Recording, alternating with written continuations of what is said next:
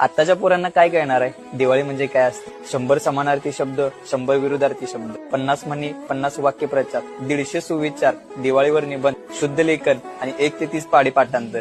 शेवटचा पेपर सरांच्या हातात दिला की आम्ही किल्ला बनवण्यासाठी पळत घरला जायचो. लाल माती, पोती, दगड सगळं शोधायचो आणि किल्ला बनवायला चालू करायचो. ही मजा आत्ताची मुलं घेऊ शकत नाहीत, कारण आता रेडीमेड किल्ले आलेले आहेत. दिवाळीच्या आदल्या दिवशी फटाके आणि कपडे आणल्यानंतर आम्हाला झोप नाही लागायची. असं वाटायचं की सकाळ कधी होत्या. फटाक्यांच्या पिशवीकडे बघत बघत आम्ही झोपायचो. दिवाळीच्या सुट्टीत आम्ही इतका एन्जॉय करायचो की सुट्टी संपत आल्यानंतर आमच्या लक्षात यायचं दिवाळीच्या सुट्टीतला अभ्यास राहिलाय. सुट्टी संपून शाळा सुरू झाली की मित्राला पहिल्या दिवशी आम्ही सांगायचो की कसे फटाके फोडले. तोपर्यंत वर्गात सर यायचे. वर्गात सर आल्यानंतर एक तेवढ्या आमच्या वर्गात होती, ती मोठ्यानं वरडायची, सर दिवाळीच्या सुट्टीतला अभ्यास.